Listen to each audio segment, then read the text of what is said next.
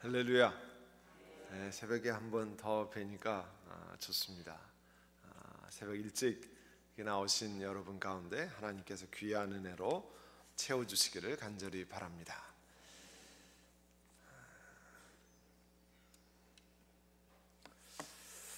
저는 미국에서 30년을 있었다고 말씀드렸는데요.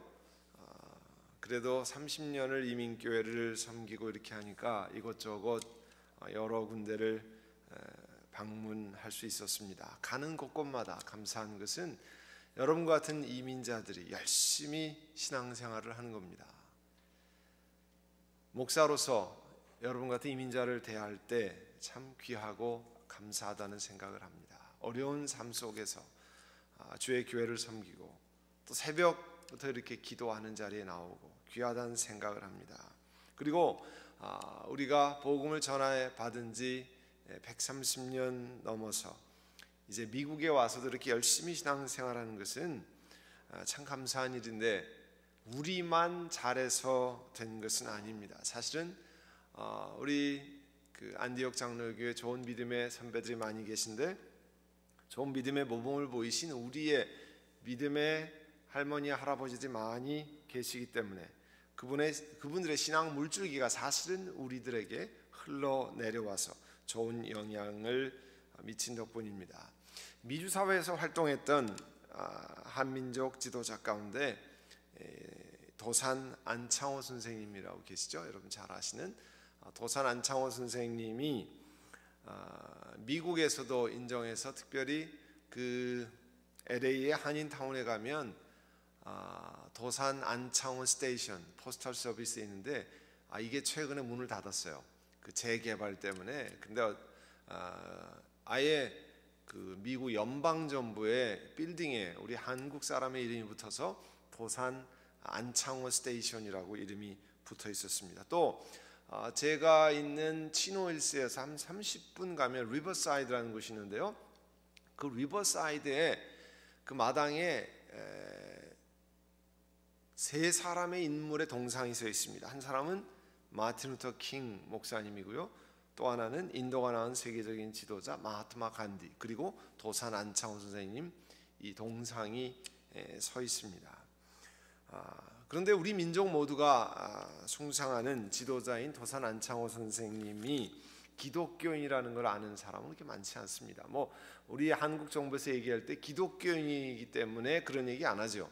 그렇지만 이분이 그 정동교회, 어제 보니까 한국에서 방문했는데 정동제일교회에 거기에 장로님 부부가 어제 오셨더라고요. 여자 장로님 부부가 오셨었는데 인사를 하시더라고요. 근데 그 정동교회 옆을 지나가다가 누구든지 배우고 싶은 사람이 있으면 와서 먹이고 입히고 재워줄 테니까, 공부시켜줄 테니까 우리 학교로 와라.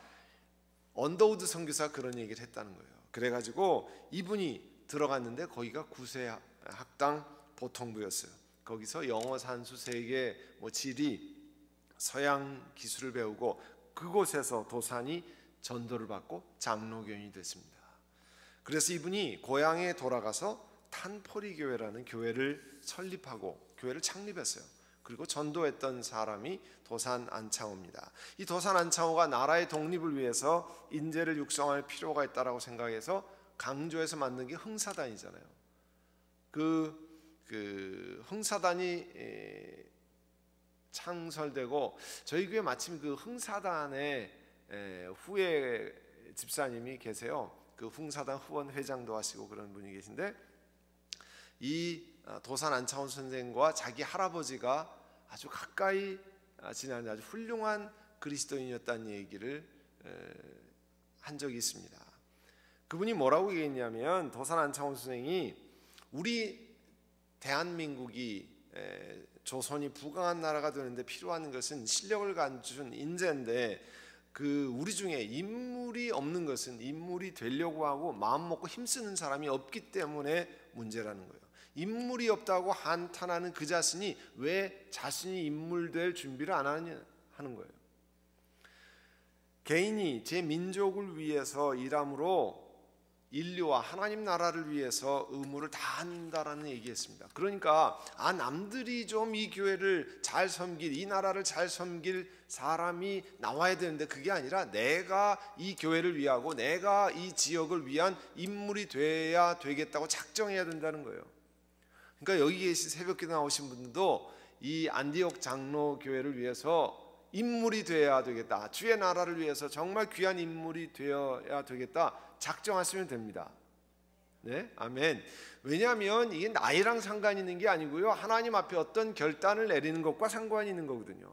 도산 안창호 선생이 그렇게 이야기를 했어요. 그분이 한국을, 조선을 망친 최대의 원인은 거짓이라 얘기했습니다. 그리고 죽는 한이 있더라도 거짓말하지 말자. 그래서 그분이 이야기한 것이 거짓이 우리 한국을, 조선을 망친 원수이기 때문에 인격 혁명론을 이야기하면서 무슨 일이 있어도 거짓을 하지 말자 이야기했습니다. 이런 위대한 인물들이 있기 때문에 그 후예인 우리가 미국에서도 어느 구석에서든 열심히 신앙생활하는 거예요. 참 감사한 일입니다. 그런데 이 일제 시대에 우리 믿음의 선배 가운데 그 선배들 이야기를, 신앙의 선배들의 이야기를 시로 적어놓은 선배 목사님이 한 분 계세요. 근데 그 시집은 재밌는 게 시가 있기 전에 대개 시를 읽으면 아리송하잖아요. 근데 이분 앞에 해설이 있어요. 먼저 본인이 쓴 해설이 있은 다음에 시가 있는데요. 그 해설이 이렇게 되어 있습니다. 일제시대에 선교사와 같이 흙벽돌로 예배당을 건축한 사건입니다. 핍박이 심해서 선교사는 귀국해버리고 가난한 집사 부부가 예배당을 거의 완성했습니다. 지붕에 기와를 덮으려고 하니까 돈이 떨어지고 형편이 너무 어려웠습니다.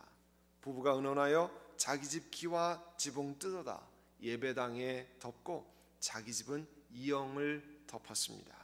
안타깝게도 기와가 모자라 한쪽 지붕이 덮어지지 않아 비웃음거리 됐습니다. 사람의 눈을 산다는, 의사가 있다는 소문을 듣고 병원 갔더니 산 사람의 눈이 아니라 죽은 사람의 눈을 산다는 것입니다. 그래도 내 눈을 좀 사달라고 하니까 왜 그러냐고 사연을 묻고 그 사람의 눈을 사는 것 대신에 불신자 의사가 감명을 받고 헌금해 주어 기와뿐 아니라 마룻바닥도, 그 교회 강단도 완성할 수 있었습니다. 여기까지가 시의 해설이에요. 그 다음에 시가 나오는데 이렇게 되어 있습니다. 나라 잃고 배고픈 서론 땅에서 우리가 받은 은총의 100분의 1도 못 받은 사람들이 어디에서 눈 팔아 성전 짓겠다는 믿음이 나왔는가? 우리가 받은 축복은 그냥 온 것이 아닙니다.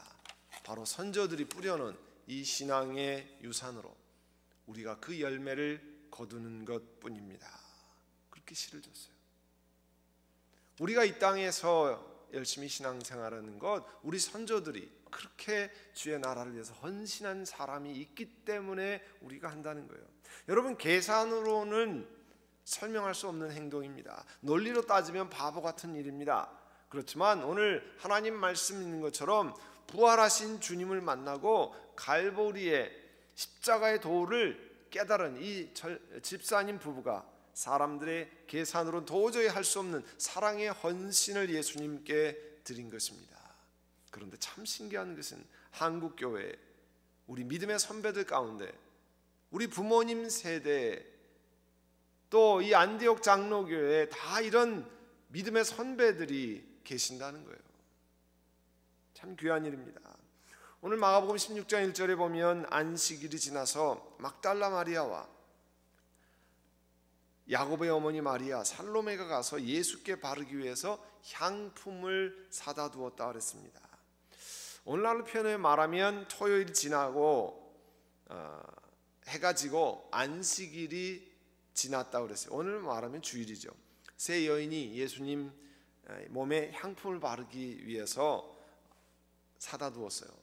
옛날 유대인들은 그 돌아가신 분의 몸에다가 이 향품을 바르는데 그렇게 여인들이 준비를 해두었습니다. 주일 새벽에 안식 후 첫날에 일찍이 해 돋는 때, 지금보다 조금 더 어두컴컴했을 때겠죠. 무덤으로 달려갔습니다. 달려가면서 자기들끼리 이렇게 얘기했다는 거예요. 우리가 뛰어가는데 누가 우리 위해서 그 무덤 문에서 돌을 굴려주리요. 그 얘기는 뭐냐 하면 이 여인들이 성경에 보면 돌을 맞고 임봉하는 것을 봤거든요. 그 돌이 자기들의 힘으로는 굴릴 수 없는 돌이라는 것을 눈으로 본 사람들이에요. 여인들 셋이 가서는 그 돌을 굴리고 몸에다 향품을 바를 수 없는 크기의 돌입니다. 알았어요. 저 같으면 안 갑니다. 가도 소용이 없잖아요. 굴릴 수가 없는데 어떻게 들어갑니까? 그러니까 이 사람들이 다 계산으로 하면 가면 안 되는 거예요. 가봐야 고생하는 거예요. 또 그뿐이 아니죠. 그 최근에 나온 그 부활이라는 resurrection이라는 미국 영화가 있어요. 이 부활절 전후로 해서 거기 보면 그 로마 군병이 임봉하는 장면을 만들었습니다. 군인들이 와서 큰 돌을 밀어 딱 하고 아무나 뜯을 수 없도록 딱 임봉해서 큰 도장을 곳곳에 꽝꽝 찍습니다. 그 얘기는 뭐냐면 그거 잘못 건드리면 돌은 무거워서 밀지도 못하고 그거 잘못하면 목숨이 날아가는 거예요, 로마 군병한테. 그런데 이 여인은 그 속에 들어가서 그걸 뜯고 임봉을 뜯고 예수님 몸에 향품을 바를 생각했어요. 그런데 자기들도 뛰어가면서 알았어요. 누가 돌을 굴려줄까? 계산으로는 안 되는 겁니다. 그렇지만 예수님 사랑하는 마음이 있기 때문에 내가 예수님 사랑하기 때문에 그렇게 하려고 합니다는 그 마음을 가지고 뛰어갔습니다. 계산하지 않고 그 사랑을 표현하기 위해서 달려간 겁니다. 마가복음 14장에 가면요, 또 바보같이 사는 또 다른 여인이 나타납니다. 유대인의 최대 명절이 유월절 아닙니까? 그 유월절을 앞두고 종교 지도자들이 어떻게 하면 예수님을 잡아 죽일까 생각했습니다. 그런데 그 베다니 나병 환자 시몬의 집에 예수님이 그 사람들과 특별히 그 나 환자 시몬의 집에서 식탁을 대하고 계셨어요. 그런데 한 여인이 예수님 앞으로 나왔습니다. 아주 값비싼 향유 한 옥합을 가지고 와서 그 옥합을 가지고 예수님 머리에 부었습니다. 온 방 안에 향기가 진동했습니다. 마가복음 14장 1절서부터 그 이야기를 합니다. 옆에서 보았던 사람들이 아니 그 비싼 거를 가지고 어떻게 이렇게 허비하느냐 얘기했어요. 여러분 그 향유 값이 거의 어른 남자 노동자 1년치에 해당하는 돈입니다. 그러니까 예를 들어서 그냥 보수적으로 해서 1년에 3만 불 일을 해서 번다고 생각해 봅시다. 3만 불어치 향수를 사가지고 만약에 우리 교회 교인이 제 머리에다가 부었다. 우리 교인들이 얼마나 손가락질 하겠어요. 저는 3만 불짜리 향수가 어떻게 생긴지 본 적이 없습니다. 그러니 그렇게 비싼 향수가 있을까? 그런데 여기는 그런 거예요. 3만 불, 4만 불짜리 향수를 예수님 머리에 부었다는 거예요. 사람들이 질투했습니다. 그 돈을 가지고 팔아다가 가난한 사람 도와주었으면 얼마나 좋을까? 예수님이 가난한 자 돕는 거 반대한 적이 없습니다. 가난한 자, 힘든 자, 어려운 자 돕는 것 가르치셨습니다. 그런데 사람들이 이해하지 못하는 말을 예수님이 하셨어요. 그 사람들 눈에는 그 비싼 거를 허비하는 것밖에 보지 않았는데 예수님이 뭐라고 말씀했냐면요, 가만두어라. 너희가 어찌하여 그를 괴롭게 하느냐. 그가 내게 좋은 일을 하였느니라. 이해가 되지 않는 말이에요. 아니 몇만 불어치 향유를 예수님 머리에 부은 게 좋은 일한 거라고요? 아니요. 그 사람은 예수님을 향해서 예수님이 사랑하는 마음으로 자기의 온 정성을 다해 최고의 것을 드린 겁니다. 사람들의 눈에 보기엔 야 돈을 허비했네. 예수님 머리에 부은 것을 반대했던 사람들은 가난한 사람들에게 주는 것, 중요한 것 잘 알고 있었습니다. 근데 그 사람은 모르는 게 있었어요. 더 중요한 어떤 것이 있다는 거예요. 사람들이 계산으로는 말할 수 없는 그 사랑의 아름다움, 우리 하나님을 사랑해서 드린 아름다움을 보지 못하는 거예요.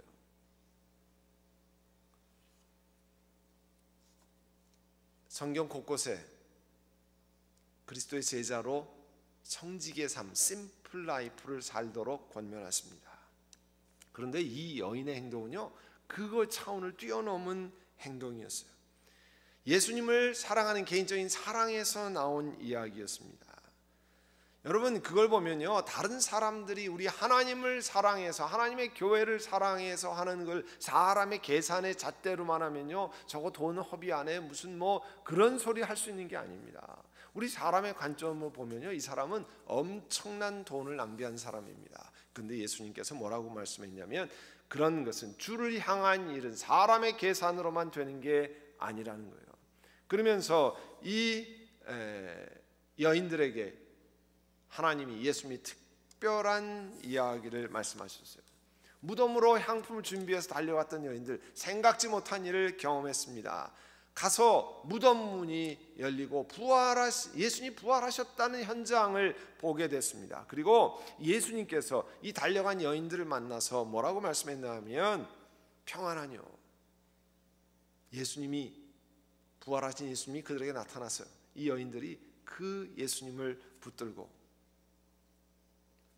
말씀하셨습니다. 제자들에게 가서 내가 살아났다는 것을 이야기하라고 하는 사명을 전달했습니다. 제일 중요한, 여러분 신앙생활에서 제일 중요한 것이 예수님이 부활했다는 거 아니에요. 십자가에 달리셨다가 3일 만에 부활하셨다는 것 아니에요. 부활하셨다는 사명을 제일 처음, 그게 전도 아닙니까? 복음을 전하는 것 아니에요. 우리가 말하는 설교 이상의 것을 전하는데 누구한테 부탁했어요? 이 여인들한테 부탁했어요. 여인들한테. 그 여인들한테 부탁해서 제자들에게 알리는 사명을 맡겼어요. 생각지도 않은 일에 사명을 부탁받았어요. 계산을 다 뛰어넘고 그 돌을 굴릴 수도 없는데 향품을 들고 예수님이 사랑하는 마음으로 뛰어갔더니 그 여인들에게, 제자들에게 알리는 사명, 예수님이 부활하셨다는 것을 전달하게 만들었습니다. 또 예수님에 대한 사랑을, 자기 향유, 그 비싼 향유를 깨어서 예수님께 부었던 베다니의 여인, 예수님의 기가 막힌 말씀을 들었습니다. 마가복음 14장 8절에 하면, 저가 힘을 다하여 내 몸에 향유를 부었는데 내 장사를 미리 준비했느니라. 이 소리 듣고요, 옆에 있는 사람이 무슨 소리인지 알지 못했어요. 예수님이 십자가에 달리셔서 고난받고 우리 죄를 위해서 돌아가신다는 사실을 알지도 못했는데, 갈보리 십자가의 길을, 예수님이 온 인류를 위해서 돌아가신, 하나님이 죽으신다고 하는 사실을 미리 장사를 예비했다 말씀했습니다. 여인이 생각지 못한 거였어요. 계산하지 못했던 겁니다. 그러나 주님을 사랑하는 마음으로 달려왔더니 하나님이 특별한 은혜를 주셨어요. 참 기가 막힌 은혜를 주셨습니다. 또 하나 이 해설이 있는 시를 소개할게요. 일제시대 이런 해설이 이렇게 붙어 있어요. 일제시대 경상도 의령 지역에서 있었던 일입니다. 당시에는 영수라는 제도가 있죠. 장로님과 집사님 중간에 영수라는 그런 직분이 있었는데, 시골교회 목사님이 부산에서 교회를 방문했는데 점심 식사 때라 영수 부인이 숨겨둔 양식으로 겨우 밥 한 그릇 지어 상을 차리는데 5살 난 영수 아들이 와서 나도 밥 달라 했습니다. 남아있는 밥이 없으니 목사님 잡숫고 남은 것을 준다 하니 그 아들 하는 얘기 다 잡수면 나 어떻게 하느냐고 떼를 씁니다. 목사님은 점잖은 분이시니 잡숫고 남긴다 했더니 믿음을 갖고 기다렸습니다. 그런데 목사님은 시장하셨는지 밥에다 물까지 말아 다 잡수어 버렸습니다. 그것을 보고 있던 아들이 울며 부엌에 달려오더니, 엄마, 목사 저 새끼가 밥에다 물 말아서 다 먹어버렸어. 나 밥 좀 줘, 밥 좀 줘. 엄마는 아이 입에다가 치마를 구겨놓고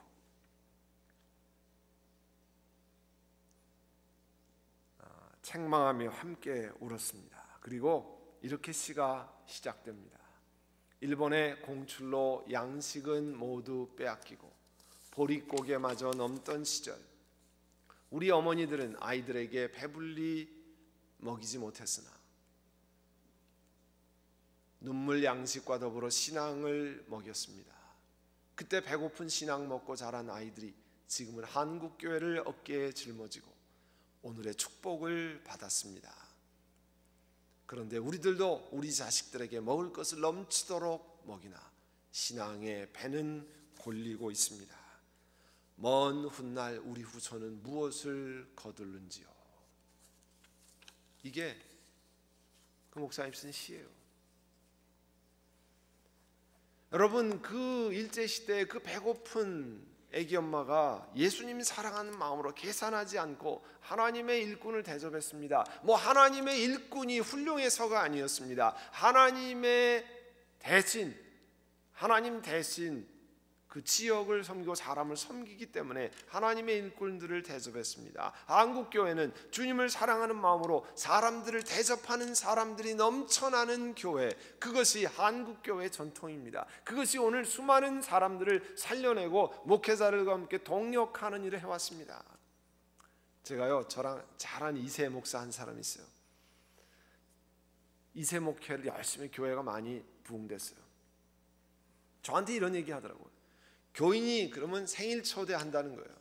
생일 초대하면 좋은 레스토랑에서는 1인당 보통 50불에서 80불 되는 데서 식사를 하는데 끝나고 나가면 갑자기 그때부터 더치 사람이 되네. 더치 페이. 그래가지고 생일 받은 사람들이 다 페이를 하는데 목사님 부부도 자기 먹은 값은 자기가 낸다는 거예요. 목사님 사례비가 뻔하잖아요. 50불, 80불 부부가 내고 그렇게 하니까 도저히 감당이 안 된다는 거예요. 젊은 사람들 많으니까 맨 식사 초대하는데, 그래서 나중에는요, 사모님은 일이 있다고 못 간다. 같이 못 가. 일이 있는 게 아니라 감당이 안 된다는 거예요.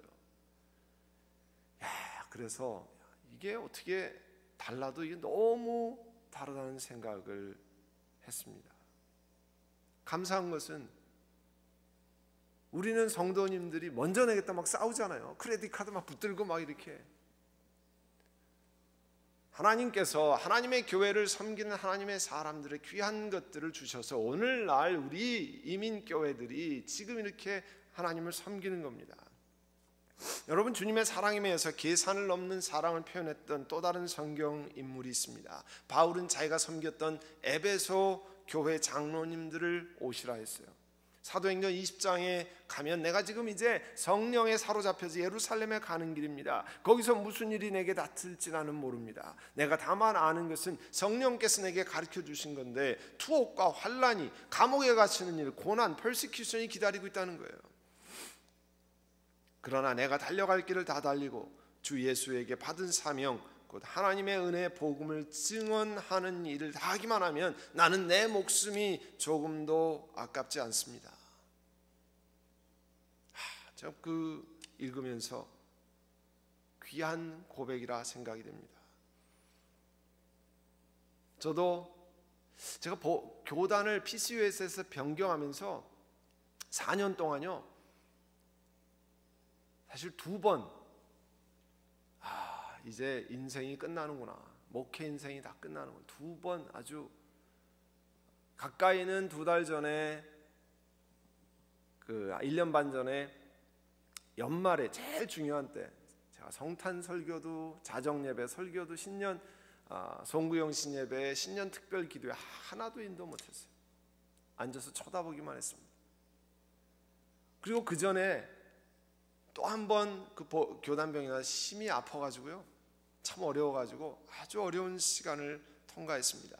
2번째 아플 때 그런 생각이 들어요. 다른 건 모르고 여기서 복음 전하는 일이 더 이상 내가 할 수 없어도, 교회 담임 목사로 할 수 없어도 내가 교단 변경 완수하는 이 일은 전혀 후회가 없고 그거는 마땅히 해야 될 일이야. 내가 이것 때문에 우리와 우리 가정이 희생돼도 마땅히 해야 될 일이라, 그런 생각을 했습니다.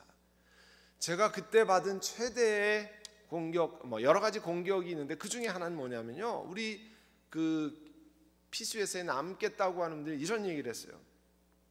제가 한국의 큰 교회에 가기로 다 정해놓고 선한 목자 교회만 힘들게 만든다는 거예요.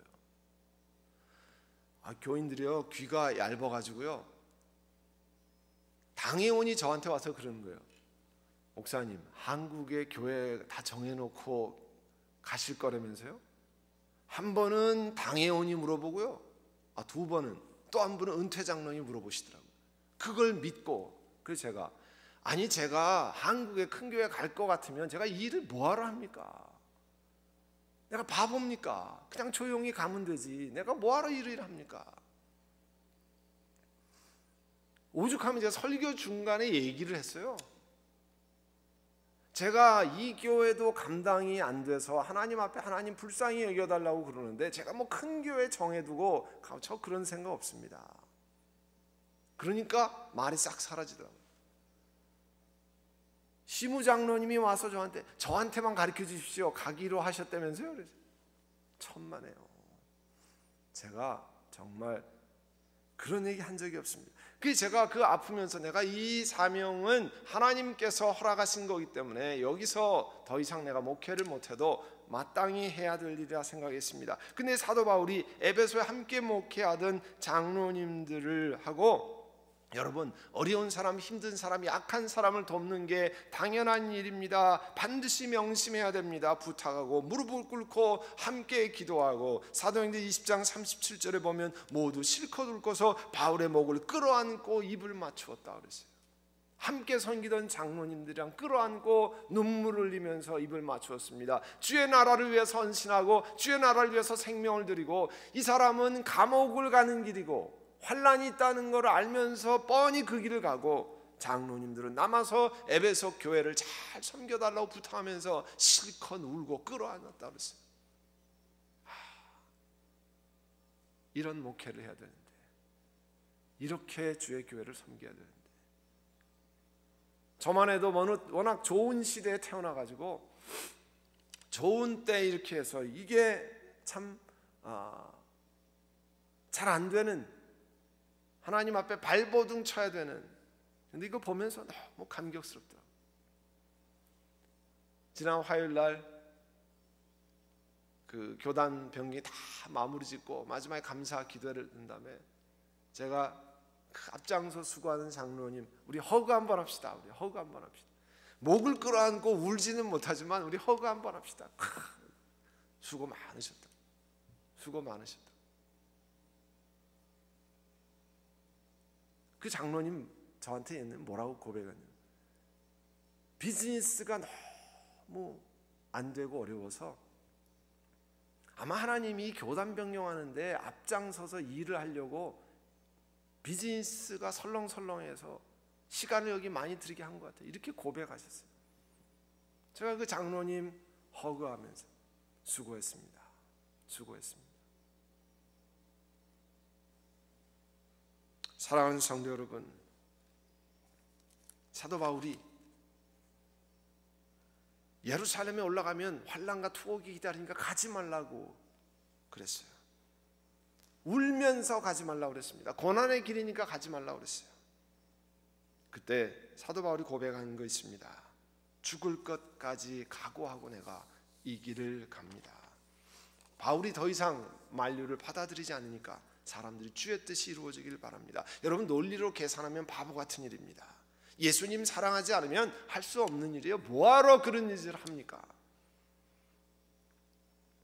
예수님 사랑하면서도요, 여러분, 결단하지 않으면 할 수 없는 일이 많습니다. 예수님 사랑한다고 하면서 힘들고 어려우면 어떻게 합니까? 나는 못하는데 저 사람이 할 만합니다. 저 사람이. 나는 못하는데요, 다른 사람 좀 시키십시오. 아닙니다.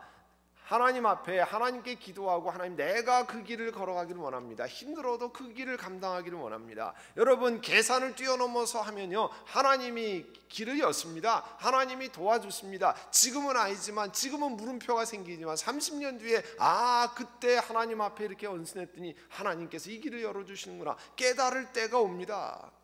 아멘. 제가 아틀란타 처음에 갔을 때요, 우리 청년들 유학하고 결혼한 막 아기들 2살 3살 있는 가정들, 그때 어려워서 전화도 없이 제 아내는 베이비시팅하고 이렇게 옷 꼬매는 거 하고 뭐 이런 거 할 때 그 교회가요 사례비가 없었어요. 한 달에 여선교회에서 100불 주는 것이 다였습니다. 그렇지만 딴 교회에서 사례비 600불 주니까 오라고 얘기했어요. 근데 제가 그날 아침에 이 교회를 섬기겠습니다. 근데 그날 저녁에 우리 선배가 내가 한국 들어가니까 여기 사례비를 다 준비했으니까 600불인가. 여기는 오늘 아침에 얘기했다 못 갑니다. 목사가 교육자가 그러면 안 되니까 난 못 갑니다. 여기 교회 끝날 때까지 사례비 여선교회에서 100불 도와줬어요. 어느 날 하나님이 깨닫게 하시는데요, 제가 나중에 목회하다가 저에게 그런 마음을 줘. 너 그때 다른 거 포기하던 하나님 앞에 하나님 사랑하기 위해서 교회 섬기지 않았느냐. 하나님이요 그 이후에 몇백 배 몇천 배로 갚아주셨어요. 제가 갚아주셨기 때문에 그렇다는 게 아니고, 우리가 주님 사랑해서 계산을 뛰어넘어서 하면 하나님이, 사람도 기억하는데 어떻게 하나님이 모르시겠습니까? 하나님께서 역사하십니다. 하나님께서 계산을 뛰어넘는 사랑을 하는 사람들을 기억하십니다.